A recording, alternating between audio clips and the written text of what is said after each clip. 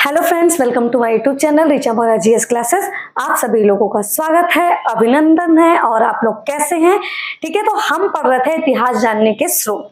इतिहास जानने के स्रोत में भी हम धार्मिक ग्रंथ के बारे में पढ़ रहे थे। तो आज हम पढ़ेंगे वैदिक काल। तो वैदिक काल का जो टाइम पीरियड था वो 1500 से लेके 600 ईसा पूर्व, 1500 से लेके 600 ईसा पूर्व तक था। एक क्वेश्चन आपका यहीं से बन जाता है। अब हम देखते हैं कि ऋग्वेद, ठीक है। तो ऋग्वेद के बारे में हम पूरी जानकारी लेंगे और देखेंगे कि कौन कौन से इंपॉर्टेंट फैक्ट्स हैं इसमें। तो देखते हैं कि ऋग्वेद जो है सबसे प्राचीन वेद है, ठीक है। ऋग्वेद जो है वो सबसे प्राचीन वेद है, और न केवल सबसे प्राचीन वेद बल्कि सबसे प्राचीन ग्रंथ है हिंदुओं का भी। अब हम आगे देखते हैं कि ऋग्वेद में 10 मंडल, ऋग्वेद में टोटल मंडलों की संख्या कितनी है? तो 10 है। मंडल मतलब अध्याय है, ठीक है। मंडल मतलब अध्याय। तो टोटल संख्या मंडलों की कितनी है? 10 है। और 1028 सूक्त हैं। 1028 सूक्त हैं।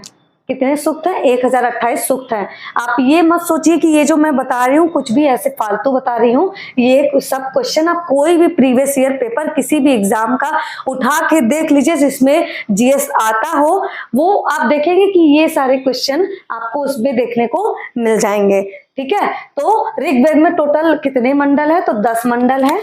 और सूक्तों की संख्या कितनी है? तो 1028 सूक्त है। इसके बाद मंत्रों यानी ऋचाओं की जो संख्या है वो 10,462। कितना? 10,462 ऋचाओं की संख्या है। ये सब भी पूछे जाते हैं। इसके बाद ऋग्वेद को जो पढ़ता है यानी ऋग्वेद के पाठ्यकर्ता को क्या कहते हैं? तो होत्री कहते हैं। ऋग्वेद के पाठ्यकर्ता को होत्री कहा जाता है। ये भी पूछता है, ऋग्वेद के पाठ्यकर्ता को क्या कहा जाता है? तो होत्री कहा जाता है।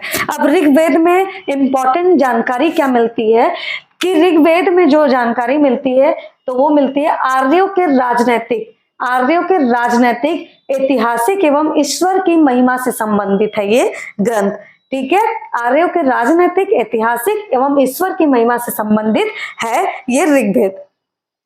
अब हम देखते हैं कि ऋग्वेद में जो 10 मंडल है तो हम 10 मंडल को नहीं पढ़ेंगे, हमारे लिए 10 मंडल जरूरी नहीं है। तो जो मंडल जरूरी है हम उसके बारे में पढ़ेंगे, ठीक है। तो तीसरा मंडल देख लेते हैं। तीसरे मंडल में क्या है? तो तीसरे मंडल की रचना किसने की है? तो तीसरे मंडल की जो रचना की है वो किसने की है?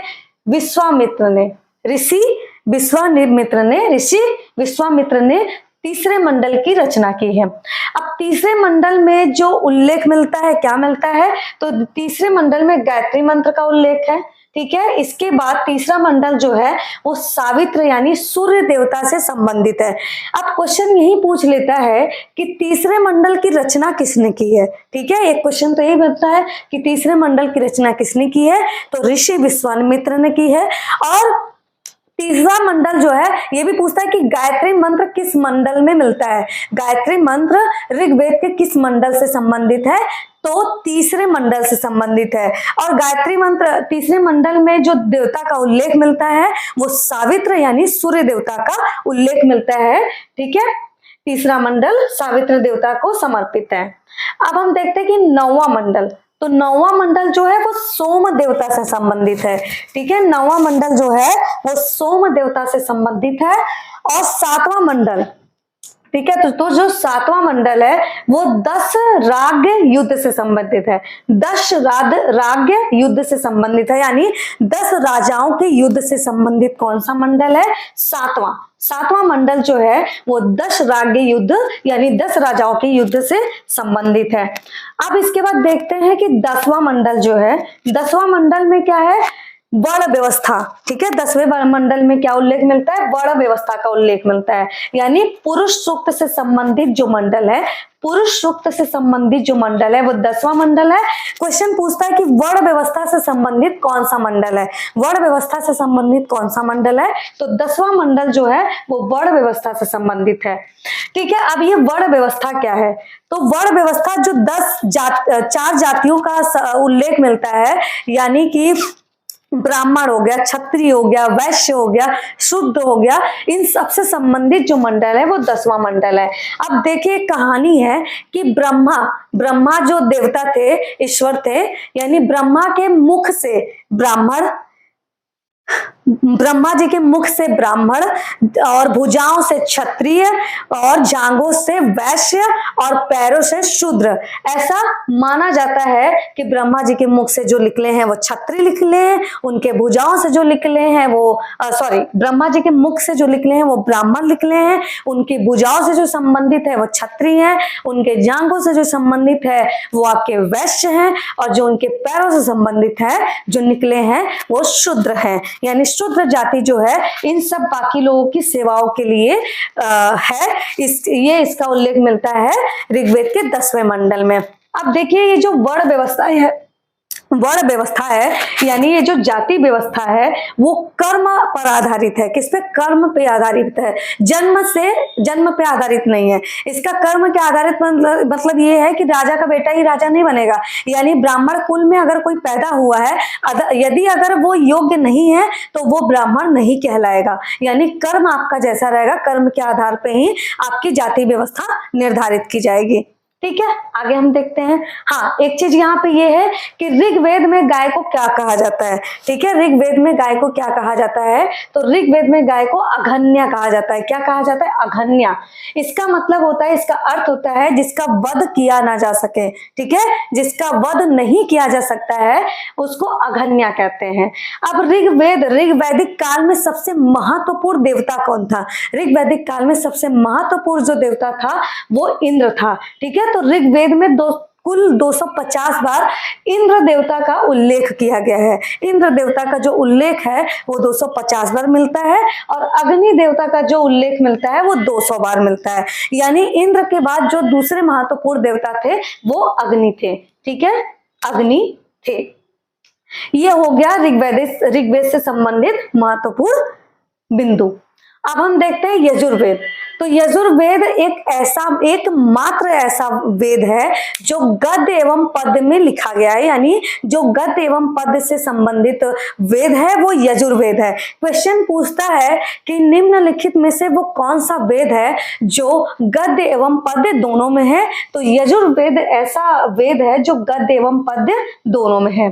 ठीक है, अब यजुर्वेद के पाठ्यकर्ता को क्या कहते हैं? यजुर्वेद के पाठ्यकर्ता को अथर्वणीय बोलते हैं। यजुर्वेद के पाठ्यकर्ता को अथर्वणीय बोलते हैं। ठीक है, अब यजुर्वेद में जो उल्लेख मिलता है यज्ञों के नियम के बारे में जो उल्लेख मिलता है वो यजुर्वेद में मिलता है। इसके बाद आते हैं सामवेद में। साम का मतलब है, साम का शाब्दिक अर्थ है गान। साम का शाब्दिक अर्थ है गान। इसमें जो उल्लेख मिलता है वो उल्लेख मिलता है कि यज्ञ के अवसर पर गीत, यानी यज्ञ के अवसर पर जो गीत गाया जाता है उसका जो उल्लेख मिलता है वो सामवेद में मिलता है। अब देखिए कि इसके पाठ्यकर्ता यानी सामवेद के जो पाठकर्ता है उसको क्या बोला जाता है? उद्रात्ति। ठीक है, क्या बोला जाता है? उद्रात्ति बोला जाता है। अब भारतीय संगीत का जनक किसे कहा जाता है? भारतीय संगीत का जनक किसे कहा जाता है? तो भारतीय संगीत का जनक जो कहा जाता है सामवेद को भारतीय संगीत का जनक कहा जाता है। अब जो ये यजुर्वेद है और ये सामवेद है, यजुर्वेद और सामवेद ऐतिहासिक दृष्टि से उतने महत्वपूर्ण नहीं है। इतिहास के बारे में बहुत ज्यादा जानकारी यजुर्वेद और सामवेद में नहीं मिलती है। अब हम देखेंगे अथर्ववेद। ठीक है, तो अथर्ववेद में क्या है? तो अथर्ववेद की रचना किसने की है? सबसे पहला क्वेश्चन तो यही है, अथर्ववेद की रचना किसने की है? तो अथर्ववेद की रचना अथर्वा ऋषि द्वारा हुई है। ठीक है, अथर्वा ऋषि ने अथर्ववेद की रचना की है। तो बहुत आसान है, अथर्वा। ठीक है, अब इसमें टोटल जो मंत्र है वो 731 है। ठीक है, मंत्रों की संख्या कितनी है? 731। इसके बाद सर्वप्रथम औषधि शब्द का जो उल्लेख मिलता है, यानी सर्वप्रथम औषधि का जो उल्लेख मिलता है, औषधि का जो उल्लेख सर्वप्रथम मिलता है किसमें? अथर्ववेद में। अथर्ववेद में औषधि का उल्लेख मिलता है, और अथर्ववेद में केवल औषधि का नहीं बल्कि औषधि के बाद जादू टोना अंधविश्वास इत्यादि का भी उल्लेख अथर्ववेद में मिलता है। यानी जो हम देखते हैं जादू टोना अंधविश्वास और औषधि यानी चिकित्सा, औषधि यानी चिकित्सा, इन सब से संबंधित जो हमारा वेद है वो अथर्ववेद है। ठीक है, इसके बाद एक और इम्पोर्टेंट यहाँ पे पॉइंट है ये कि सभा व समिति को प्रजापति की 2 पुत्रियां कहा गया है। क्वेश्चन पूछता है कि सभा व समिति को प्रजापति की 2 पुत्रियां किस वेद में कहा गया है? तो सभा एवं समिति को प्रजापति की 2 पुत्रियां आपका अथर्ववेद में कहा गया है। ठीक है, और जो अथर्ववेद है सबसे बाद का वेद है। सबसे क्वेश्चन पूछता है कि सबसे अंतिम वेद या सबसे बाद का जो वेद है वो अथर्ववेद ही है। ठीक है, एक क्वेश्चन पूछता है कि वेद त्रयी में कौन शामिल नहीं है? वेद त्रयी में कौन शामिल नहीं है? ठीक है, तो अथर्ववेद शामिल नहीं है। अथर्ववेद वेद त्रयी में शामिल नहीं है। और अब आप पूछेंगे कि कौन कौन सा शामिल है वेद त्रयी में? तो ऋग्वेद, यजुर्वेद, सामवेद। ऋग्वेद, यजुर्वेद, सामवेद, ये तीनों जो वेद है इनको वेद त्रयी कहा जाता है। ठीक है, वेद त्रयी, और वेद त्रयी में जो शामिल नहीं है वो अथर्ववेद है। ये रहे आपके कुछ महत्वपूर्ण बिंदु या पॉइंट। आप इसको अच्छे से पढ़ लीजिए, अच्छे से रट जाइए। कोई भी ऐसा एग्जाम नहीं है जिस एग्जाम में जीएस आया हो, जीएस आया हो और इन सब पोर्शन से आपका क्वेश्चन ना पूछा हो, ऐसा संभव नहीं है। आप क्वेश्चन पेपर उठा के देख लीजिए, आपको क्वेश्चन यहाँ से मिल जाएंगे। ठीक है, आप कमेंट करके जरूर बताएं कि आपको वीडियो कैसा लगा, और अगर कोई डाउट भी हो तो आप कमेंट बॉक्स में पूछ सकते हैं। अब वीडियो को लाइक करिए, सब्सक्राइब करिए, शेयर जरूर करिएगा। ठीक है, धन्यवाद।